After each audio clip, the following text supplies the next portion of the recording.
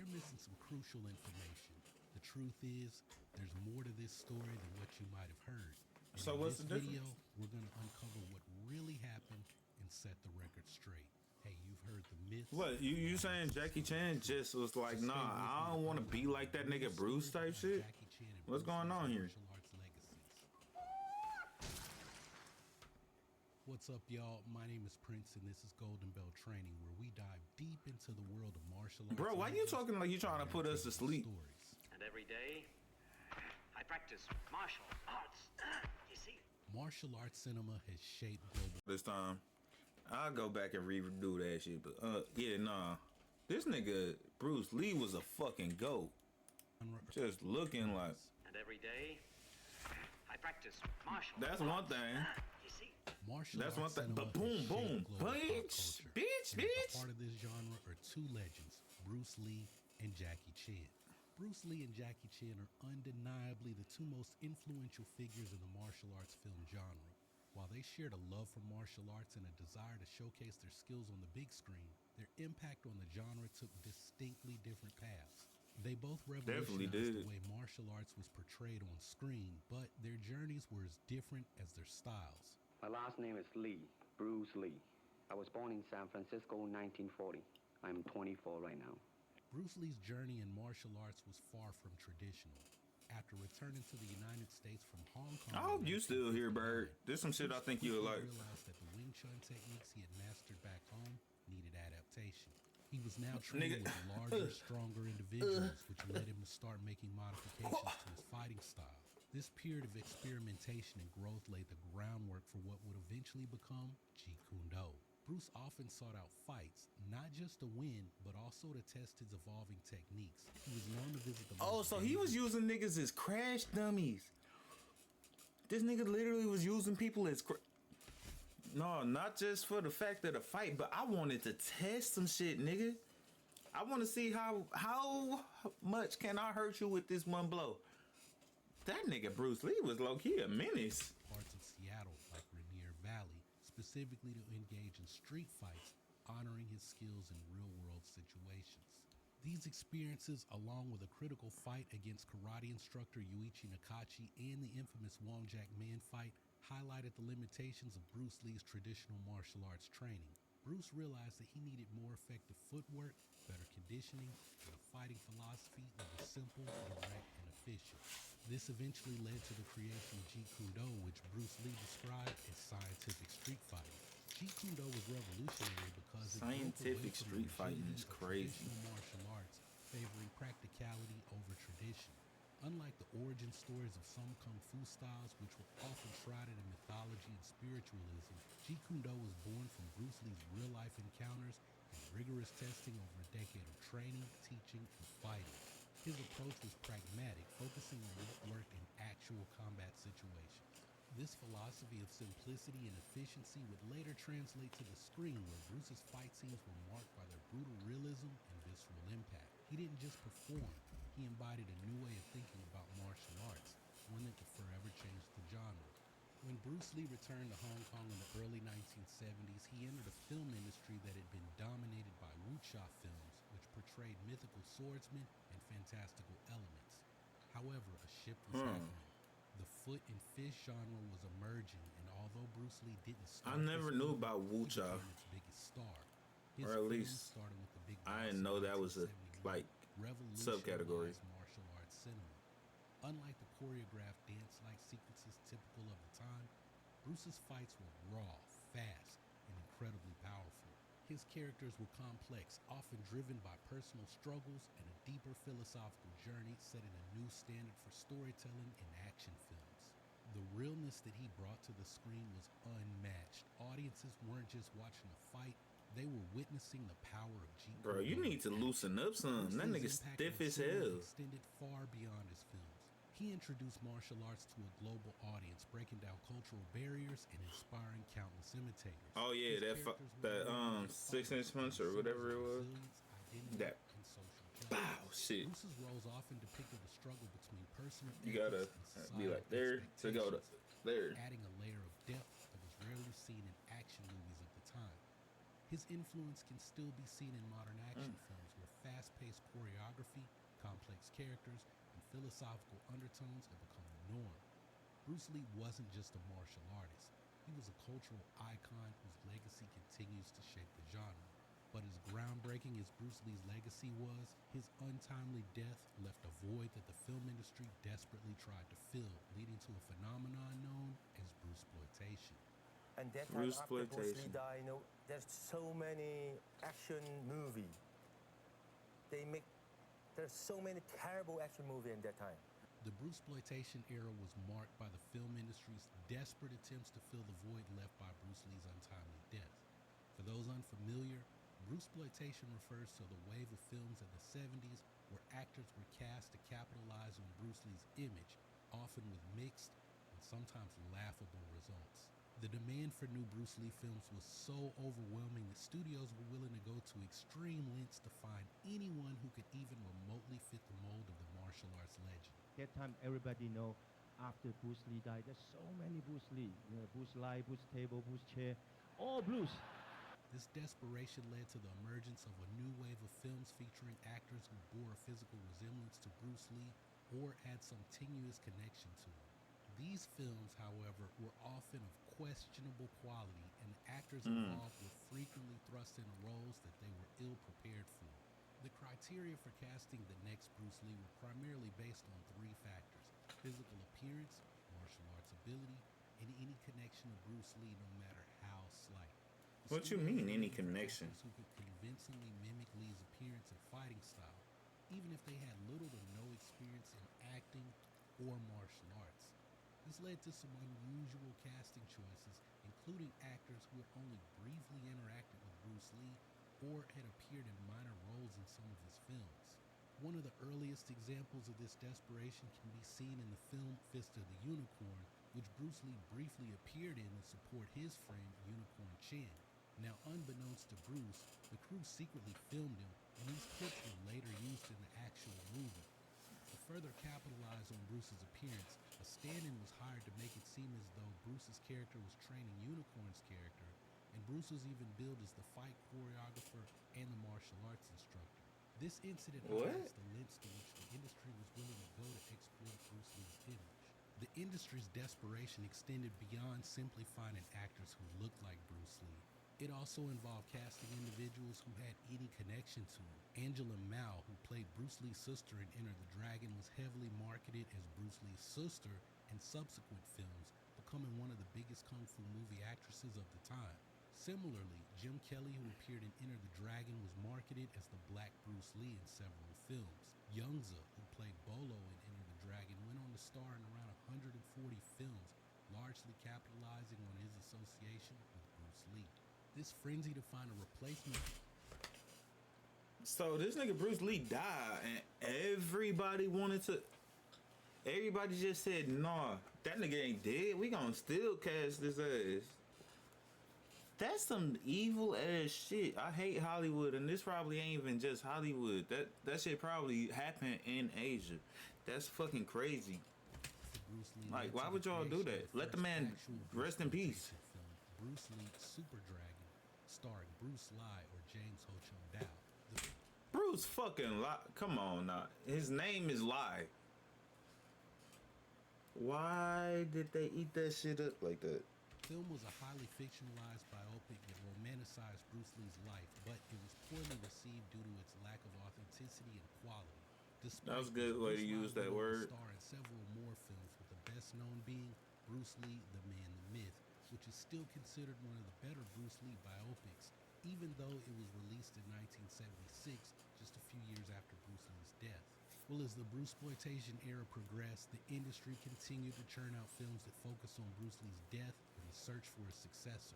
Some of these films were meta in nature, with stories involving a complete nobody who was transformed into a star who pretends to be the next Bruce Lee, only to realize that they were being exploited just as Bruce Lee's name, image, and likeness was being exploited. Other films attempted to create prequels and sequels to Bruce Lee's existing movies, with various actors stepping into the role of Bruce Lee's characters.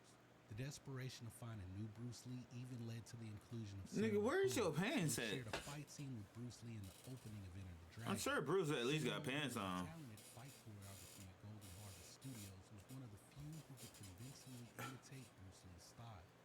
Bruceploitation era ultimately highlighted the film industry's vulnerability to trends and its willingness to compromise quality for commercial gain. And while it provided a temporary financial boost and kept the martial arts genre nigga was alive quick with during it. a challenging time, Quick it as also fuck. I'm underscored fast as the fuck, boy. irreplaceable nature of Bruce Lee. The countless imitators and subplots None of this has been that about emerged Jackie from Chan his yet, though. death only served to reinforce the fact that Bruce Lee was a one-of-a-kind icon whose legacy could never truly be replicated. Do you understand the words that are coming out of my mouth? Don't nobody understand the words that are coming out of your mouth, man. Well, before Jackie Chan's name became synonymous with innovative action comedy, he was also a young performer trying to find his footing in the shadow of Bruce Lee. Enrolled at the China Drama Academy from a young age, Jackie was immersed in the world of Peking opera, a rigorous training ground that honed his physicality, acrobatics, and stage presence. This training was the bedrock of his future career, instilling in him the discipline and versatility that would later define his unique style. Jackie's early career was a gradual climb through the ranks of the Hong Kong film industry.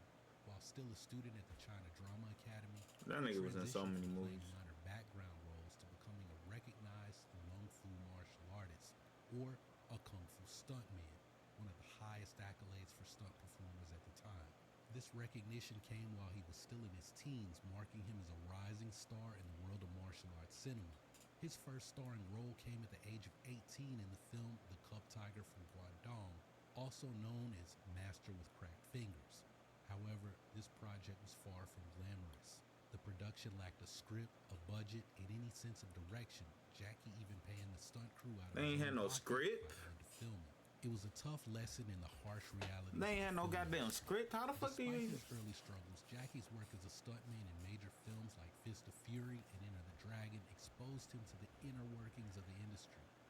However, after Bruce Lee's untimely death, the martial arts film industry in Hong Kong faced a significant downturn, leaving Jackie with very few opportunities. Faced with the decline of the Kung Fu genre and the uncertainty of his career, Jackie temporarily left Hong Kong for Australia, where his parents were living for a few months. When Jackie returned to Hong Kong, he sought out work wherever he could find it, eventually reconnecting with his friend Sammo Hung. Sammo, who was working on a Kung Fu film with a young director named John Woo, brought Jackie on board as both an actor and assistant fight director for the film Hand of Death. Though the I ain't gonna lie, film them would niggas was achieve moving. commercial Them niggas was success, moving it for a sure. pivotal experience for Jackie. Under Woo's guidance, Jackie began to learn the intricacies of directing. Nigga, is you gonna be a dancer, a fighter, or a goddamn director? What do you want to do? Experience that would be invaluable in his later career. However, the market for martial arts films was still in decline, and Jackie was once again faced with the prospect of leaving the industry. After Hand of Death flopped, Jackie was so broke that it took a substantial loan from his girlfriend at the time for him to have enough money to return to Australia to stay with his parents. In his second Why the fuck was they in Australia? He was born in China. He was born in China. Came to America eventually. I don't know if that was before or after this. But his parents in Australia. What the fuck type of?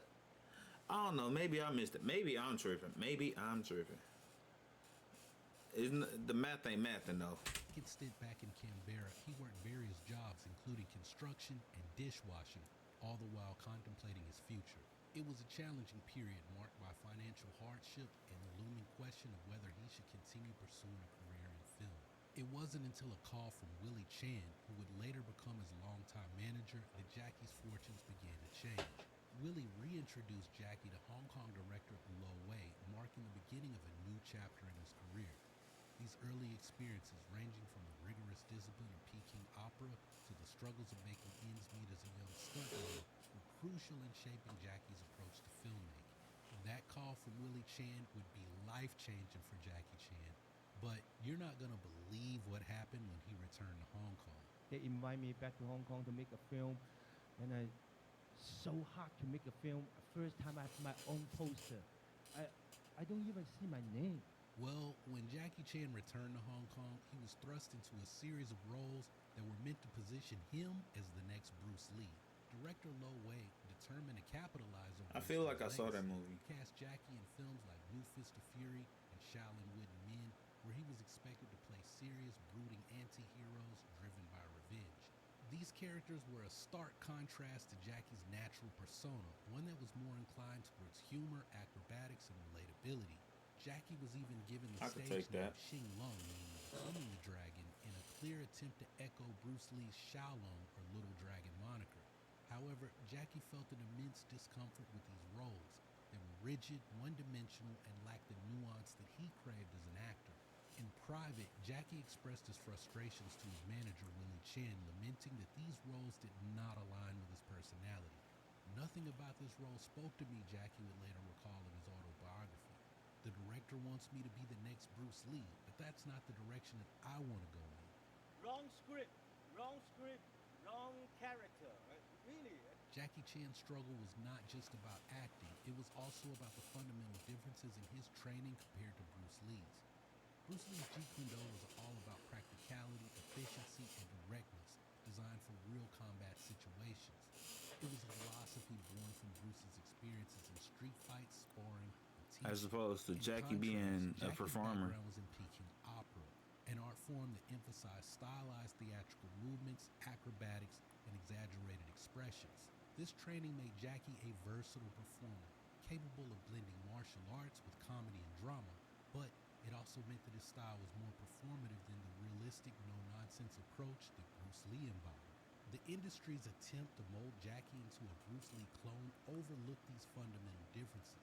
Where Bruce's on-screen fights were short, brutal, and to the point, Jackie's natural inclination was towards the longer, more elaborate sequences that incorporated elements of dance and physical comedy. This clash was evident in the films Jackie made under Lo Wei, where his talents were stifled by the need to replicate Bruce Lee's intensity and ferocity. As Jackie himself noted, Bruce Lee always kicked high, with his legs low to the ground. Bruce Lee would scream and roar while fighting, but I prefer to cry out and pull faces to show how much pain I'm in. The films Jackie made during this period, like It New is a Fist of difference. Fury, were not just unsuccessful, they were outright disasters. New Fist of Fury was a box office bomb, and the other films either flopped or were so poorly received that they were never even God damn. released. The harsh criticism from both the industry and the public weighed heavily on Jackie. He was labeled as a box office poison, and the constant Damn, they was comparisons calling to my nigga Bruce Lee Jackie was a Poison? burden that he struggled to shake off. I always preferred Jet, but damn. He will never becoming a dragon. He will only becoming a worm. These failures were not just professional setbacks, they were deeply personal blows to Jackie's confidence and morale. Nigga is getting In one tired. of his lowest moments, Jackie confessed to Willie Chan that the pressure was becoming Definitely about to go on scam mode The after roles he this. was being forced into were so misaligned with his strengths that he found himself doubting his place in the film industry. I'm not suited for this role, he would say. The relentless push You to could turn tell him he into was a like a Bruce Lee dancer successor type was shit. not only hindering his career, but Doing the also eye taking for a shoot. toll on his spirit. Yet, even in the face of such adversity, Jackie Chan. Now that I know that, when I look at his movements, he got like theater background type movements in his fundamentals. It's tough to imagine the immense pressure Jackie Chan must have felt, being asked to emulate a legend while suppressing his own creative instincts. But it's often through such adversity that true innovation is born. Jackie Chan's career reached a critical turning point with the release of Snake and the Eagle's Shadow in 1978. Directed by Yuen Woo Dog, we Ping, ain't never hit the film was a 80s yet? stark departure from the roles Jackie had been forced into under Lo Wei. Here, Jackie was given the creative freedom to infuse his natural charisma, humor, and acrobatic skills into the character. The result was a refreshing take on martial arts cinema that showcased Jackie's ability to blend intricate stunts with comedic elements.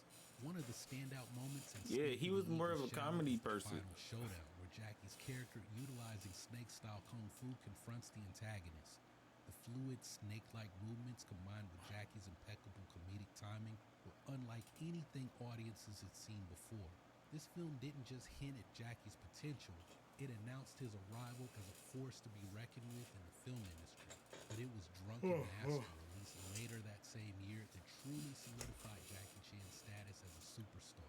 The film introduced audiences to the Drunken Fist style, a form of martial arts that required Jackie to perform elaborate, seemingly off-balance movements while maintaining precise control over his actions. The final fight scene, where Jackie seamlessly transitions between drunken stumbling and deadly precision, is often cited as one of the greatest action sequences in cinema history. This innovative That's why I blend of said, like, sights he and was more fusion comedic. martial Did arts y'all see the way he? can stumble Come on into now. deadly The final fight He scene was where going Jackie crazy for a seamlessly second, but he transitions being between drunk and flamboyant as stumbling. hell. Look at The that. final fight scene where Jackie seamlessly transitions between drunk and stumbling and deadly precision is often cited as one of the greatest action sequences in cinema history. This innovative Hey, blend of boy. slapstick humor and martial That arts nigga was silly as hell. groundbreaking, and it set a new standard for the genre. Jackie Chan's success with Snake in the Eagle's Shadow and Drunken Master didn't just mark a personal victory, it redefined the entire martial arts genre. Before Jackie, martial arts films were dominated by serious, intense heroes like Bruce Lee, whose on-screen Right. persona was rooted in philosophical depth and unyielding strength. Bruce Lee's characters were often driven by a deep sense of justice, and his fight scenes were quick, efficient, and brutal, reflecting his Jeet Kune Do philosophy. In contrast, Jackie Chan's approach was lighter and more accessible. He introduced a new type of hero, one who could be both vulnerable and funny, yet still highly skilled in martial arts. Jackie's Ooh, characters oh my often God, found that themselves hurt in me. situations where they had to rely on wit and agility as much as their fighting skills. This blend of humor, intricate stunts, and martial arts not only entertained but also made the genre more relatable to a broader audience. Jackie's films broke the mold that had been established by Bruce Lee, offering a fresh perspective on what martial arts cinema could be. While Bruce Lee's legacy was built on seriousness and philosophical inquiry, Jackie's was built on innovation and entertainment, proving that there was more than one way to captivate an audience. These films didn't just mark Jackie's rise, they paved the way for the action comedy genre, influencing countless films and stars, both in Hong Kong and in Hollywood. The success of Drunken Master Oh was my a turning God. point that signaled Jackie Chan's arrival as a major film star in the global film industry. The film was a massive box office hit, and its success set the stage for Jackie to continue exploring and refining his unique style. Over the next few years, Jackie would go on to star in a series of successful films that solidified his reputation as a master of action comedy. Jackie's distinct path not only allowed him to carve out his own niche in the industry, but also led him to eventually outperform even Bruce Lee's box office numbers. His ability to consistently deliver entertaining, innovative films earned him a loyal fan base worldwide. Jackie's rise to stardom reached another milestone when he signed with Golden Harvest Studios, the same studio that had been home to Bruce Lee. Taking over Bruce Lee's office was more than just a symbolic gesture. It represented Jackie's acceptance as the new face of Hong Kong cinema. However, rather than following in Bruce Lee's footsteps, Jackie had forged his own path, one that was rooted in his unique blend of martial arts, humor, and stunt work. By embracing his strengths and staying true to his vision, Jackie Chan not only survived the challenges of typecasting and early career failures, but also emerged as one of the most beloved and influential figures in martial arts cinema. His legacy, like Bruce Lee's, continues to inspire and entertain audiences around the world. Well, here's a good thing to take away from all of this.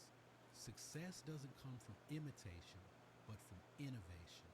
And it's funny that Jackie Chan's failure to become the next Bruce Lee led to his big breakthrough where he found his own way to express himself. So in that other video that said that Jackie Chan refused Bruce Lee's fighting style, it's not quite true, because Jackie Chan found his success through embodying Bruce Lee's fighting philosophy, and that just might be the truest expression of Jeet Kune Do that there is. So both Jackie Chan and Bruce Lee have taught us the importance of staying true to yourself and carving out your own path to achieve greatness. But it's not the same thing, What do you think then. about the different paths that Jackie Chan and Bruce Lee took to achieve success? I'd love to hear your thoughts on the different paths these legends took. Both niggas was drop hungry. your thoughts in the comments below, and if you're new, Alright. We gonna call that W video. I'm sorry, I was starting out off. I've been up for some hours now, and I mean, shit. This stream been up, goddamn. Damn, 16 an hour. Yeah, I gotta take another nap before I go to work. Like, subscribe, follow the channel, please. Love y'all. Deuces.